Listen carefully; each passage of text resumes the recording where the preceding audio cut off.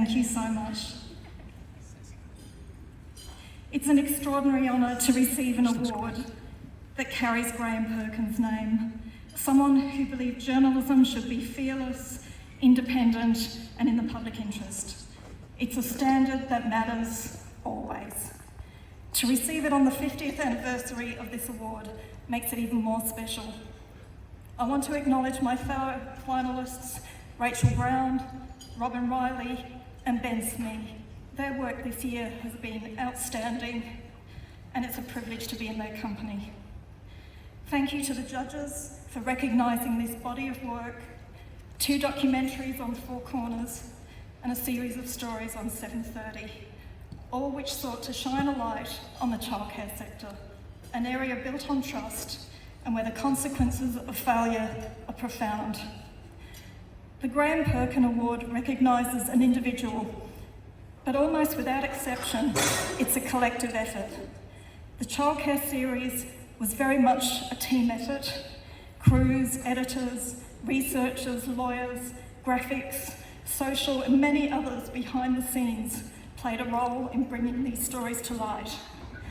Sean Nichols, my boss, thank you so much. Joe Puccini, you're amazing. And thank you for your support and leadership, everybody at the ABC, and also to my husband Christian for all that you do. But most of all, thank you to my producer Chris Gillette, who's so much more than that. I work alongside Chris every day, and I've seen firsthand the care he brings to this work, the instinct, the judgment, and the quiet determination to get it right, no matter how hard it is. As a TV producer, he is no doubt the best in the country. I'm so proud and lucky to work with him. Every day, 1.5 million children go to childcare, and parents believe they'll be safe. We discovered too often it's not the case. What we discovered was confronting in a way that's really hard to describe. There were days it was difficult to keep going, something I've never experienced in my career. The material we were working through, the stories we hear, it really stays with you. Like a baby repeatedly slapped on the face by an educator for fun, children strapped in high chairs for hours and force-fed, kids dragged, kicked, and one used as a human mop to wipe vomit. And then there were the pedophiles. Working on an investigation into pedophiles infiltrating childcare meant sitting with material that no one should have to read, accessing chats on dark web forums where pedophiles shared tactics on what to do, how to do it, and how to avoid detection was absolutely blood-curdling. One day on the way to shoot, our cameraman Rob Hill asked about the dark web material. I tried to answer, but nothing came out. Chris was the same. It was the weirdest thing. The stuff was so evil and so disturbing, it was beyond language, beyond verbalising out loud. And that's why this work matters. Holding a mirror up to that kind of harm to vulnerable children isn't easy, but it forces a reckoning, and sometimes it forces change. And none of it would have been possible without the people who speak out, even when gag orders were in place. The whistleblowers, the parents, the educators. In many cases, when we first called them, you could feel a sense of relief that the truth might finally be told and something just might happen. Throughout my career, I've worked with whistleblowers who've taken enormous risks. They're the people who've put their careers, their reputations, and sometimes their safety on the line.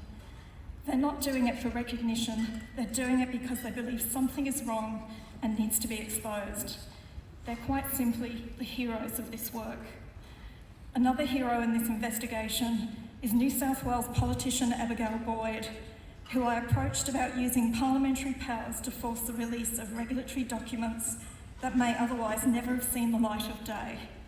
Abigail faced significant pushback, but she held her ground and saw it through. The hundreds of thousands of pages that followed were a game changer.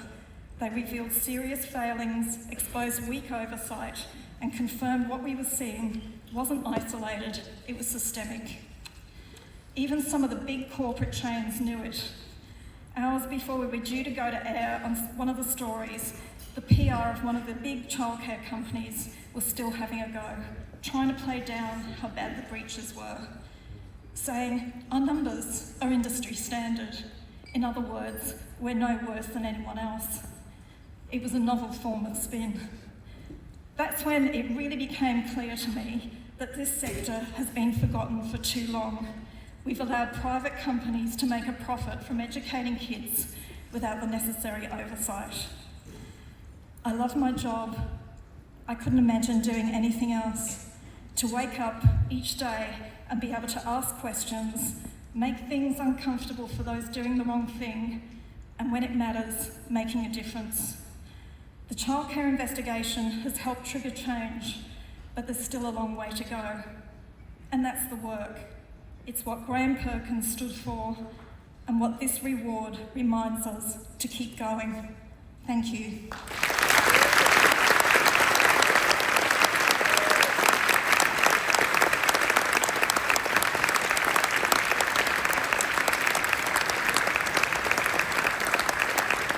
Thank you, Adele. I'm glad you love your job because we love your work. Great for news. And can I point out, Adele is only the 4th journalist to win the Perkin more than once. She won her first in 2015. And tonight's honour is a recognition of a stellar career, sustained news breaking and agenda setting in the great tradition of the Perkin Award. One more time, let's hear it for Adele.